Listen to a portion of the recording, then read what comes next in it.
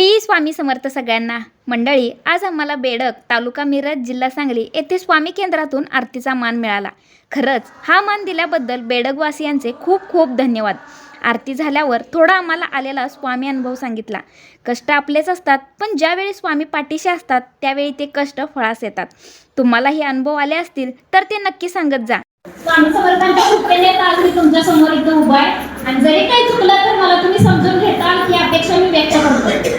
तर कसं आहे, श्री स्वामी समर्थ मंदिराचा म्हणजे महाराजांचं मी आता गेले 2 वर्ष झालं सेवा करतोय। पूर्ण अशी सेवा केलेली नाही मी, पण कसं आहे महाराजांनी मला एवढे अनुभव दिलेत ना की तुम्हाला सांगायला सुद्धा वेळ पुरणार नाही। त्यातलेच मी थोडे अनुभव तुम्हाला सांगतो। तर कसं आहे, मी तुम्हाला ओळख करून देतो माझी। पहिला मी सौ स्वाती विक्रम जाधव, मी मानकापूरमध्ये राहते, जिल्हा म्हणजे कर्नाटकातला आहे, तिकडच्या भागातला काश्मीर तेवढा तसे करते। पण कसं आहे मी यूट्यूबवर व्हिडिओ करते, कॉमेडी गोष्टी, आणि जे माझं यूट्यूब चॅनल आहे ते गुरुवारचंच मोनेटाईज झाले। मग ज्या दिवशी त्यांनी पहिल्यांदा केंद्रात आलं त्या दिवशी सांगतात टाकलेलं पेमेंट नाही, त्याच दिवशी आरती चालू असताना जमा झालं। हे आमचं पहिला अनुभव। म्हणजे ह्यांच्या नावानं अकाउंट आहे।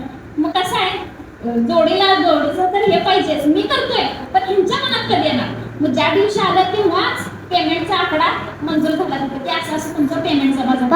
ते सुद्धा चॅनल आता मी 10 ऑक्टोबरला माझ्या अकाउंट काढले यूट्यूबला, आणि ते 2च महिन्यात माझं चॅनल मोनेटाईज झालं। ते सुद्धा स्वामींमुळेच। हा काही करत नाही, फक्त एक माळ जप फोडतोय आणि दर गुरुवारी हे करतोय। असं महाराज म्हणत नाही की तुम्ही भरपूर सेवा करा, भरपूर मला काहीतरी द्या मग मी तुम्हाला काहीतरी देणार, असं काही नाही आहे। फक्त मनापासून स्वामींना बोलवा, स्वामी तुमच्या हाकेला ओ देणारच। तुम्ही मनापासून स्वामींना बोलवणार नाही, बोलवणार नाही, स्वामी तुमच्या पैसे हजरच आहे। त्यामुळे स्वामी म्हणतातच भिऊ नकोस, मी तुझ्या पाठीशी आहे। त्यामुळं जेवढं जमेल असं नाही की दिवसभर जपमाळ करायला पाहिजे, दिवसभर स्वामींचं नाव घ्यायला पाहिजे। उठता बसता जरी स्वामींचं नाव घेतलं आणि मनापासून जप केला तर प्रत्येक गोष्ट तुमची यशस्वी होणार आणि प्रत्येक गोष्टीत तुम्हाला सक्सेस भेटणार। हा मला आलेला अनुभव आहे। तिसरी गोष्ट, आता माझी मम्मी पारायणला बसली, 7 दिवसाचं पारायण होतं ते, आणि दुसऱ्याचं माझ्या मिस्टरांचं यूट्यूब बटन येणार होतं। ते यूट्यूब बटन म्हणजे एवढं मोठं हे ना ते की ते अमेरिकेत आले शिल्ड, थोडक्यात तुमच्या शब्दात शिल्ड म्हणजे मोठा मान आहे त्याचा यूट्यूबचा। 1 लाख सबस्क्रायबर झाल्यावर ते यूट्यूब बटन येतं, आणि ते येणार होतं 4 दिवसावर, म्हणजे शनिवारी येणार होतं ते दुपारी। आणि मिस्टरांचं सुद्धा आमच्या मम्मीचं सुद्धा पारायणचं जे उद्यापन करतात ते शनिवारीच होतं। त्यासाठी आमच्या मम्मीने मला कॉल केली की तू शुक्रवारी यायला पाहिजेस। मग शुक्रवारी मी पारायणला आधीच, म्हणजे आदल्या दिवशी कसं आहे पारायण हे शनिवारी उद्यापन झालं आणि 10च्या आत आरती करायला लागते, ते 10 वाजता बरोबर निमंत्रण करून। मग मम्मीने मला कॉल काय केला, तू आदल्या दिवशी आहे म्हणजे मला तुझी थोडी मदत लागणार। मग मला थोडं पडले की मी आता स्वामी सेवा करायला जाऊ काय, मिस्टरांना एवढं मोठं बक्षीस मिळालं हे साध्य करू। स्वामींना त्या दिवशी बसून मला तर प्रश्नच पडला ना, स्वामी माझी परीक्षा घेते त्यावेळी की तू काय करणार, तुला मिळालंय म्हणून तू जे मिळाले ते हे करणार काय, माझी सेवा करायला घेणार। शेवटी दोघं म्हणजे माझ्या मिस्टरांचा आणि माझा निर्णय झाला, आणि ते शिल्ड जे अमेरिकेत येते ना ते दुपारी 2च्या पुढे येणार, म्हणजे 12 ते 2 ह्या वेळेत येणार।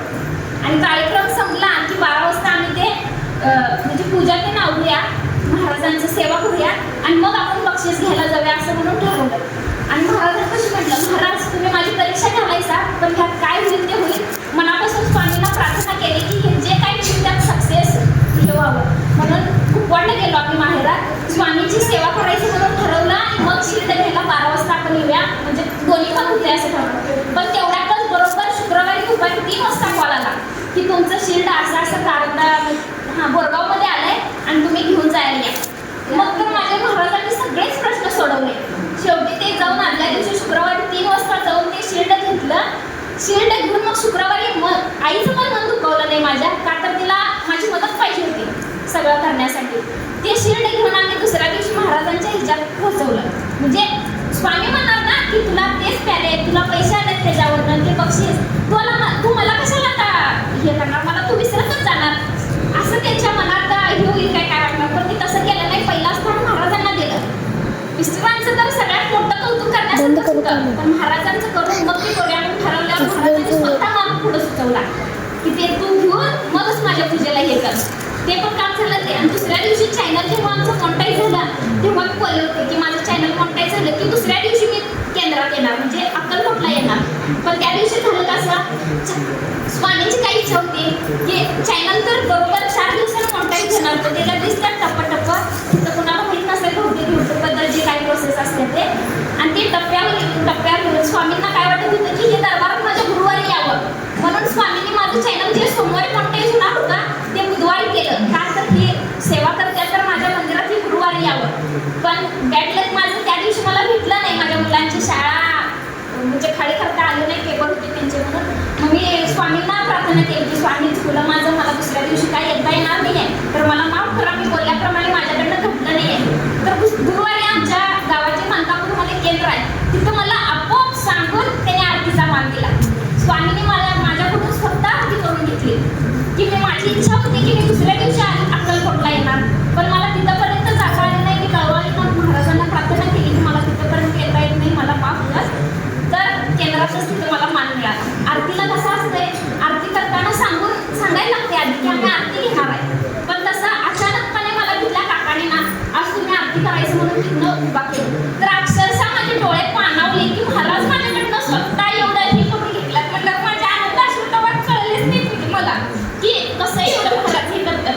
तर कसं आहे, महाराजांना भोडी भावळी अशी आपल्याकडून घेच पाहिजे. असं नाही की सगळाच वेळ तुम्ही मला द्या.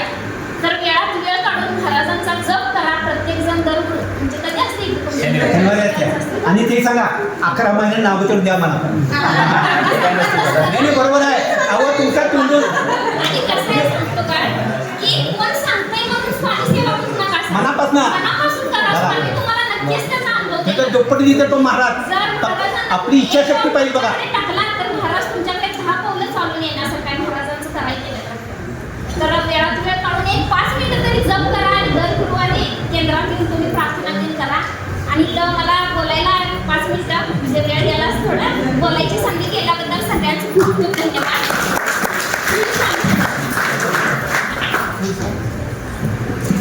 माझा एक अनुभव सांगतो. स्वामी समर्थाचा फोटो होता. मग मी 10 वर्ष झालं तिथं काम करतोय.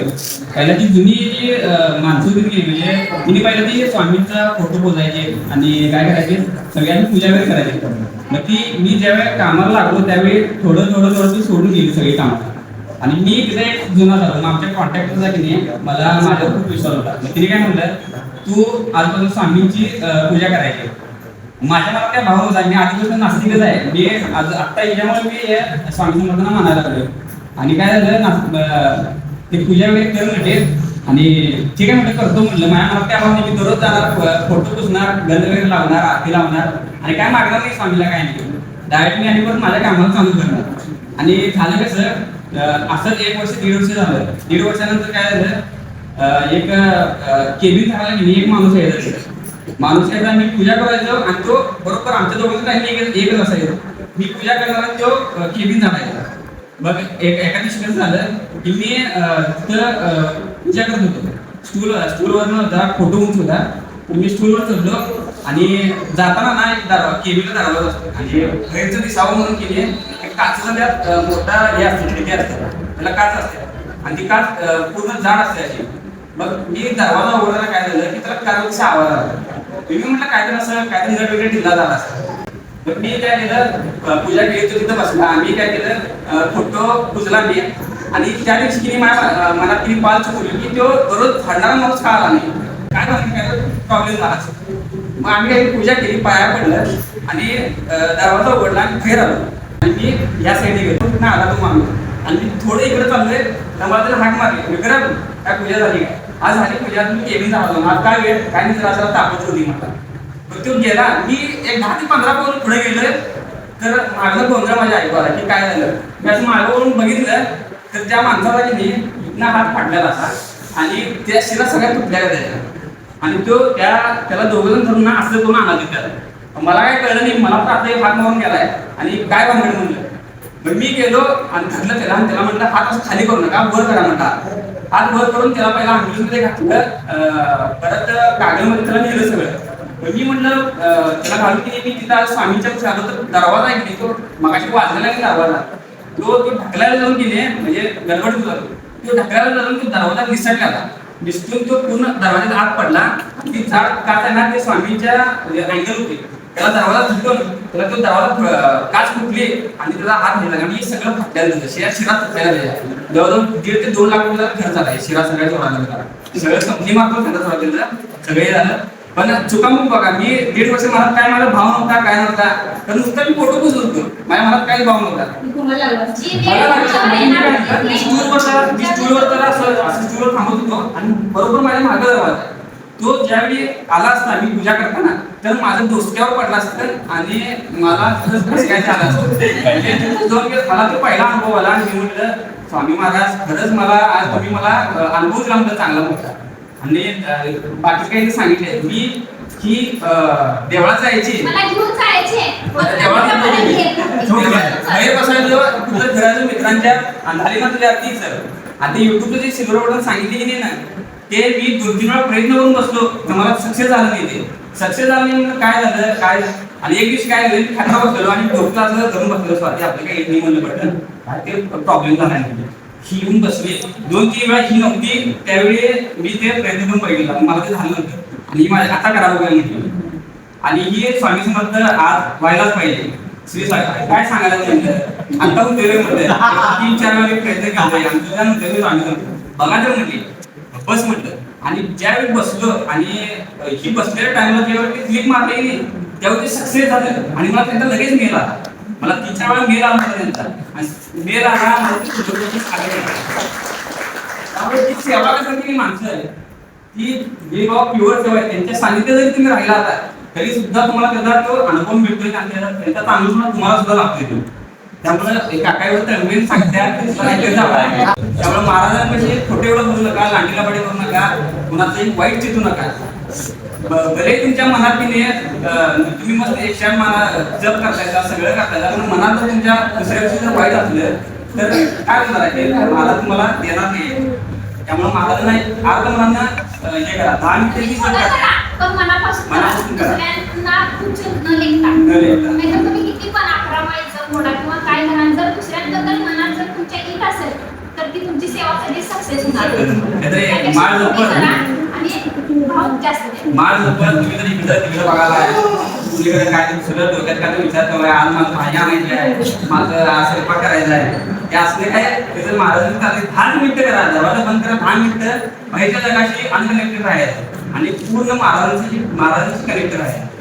एवढं मला बोलल्याबद्दल आम्हाला बोलल्याबद्दल धन्यवाद सगळ्यांचं. समर्थ महाराज की जय.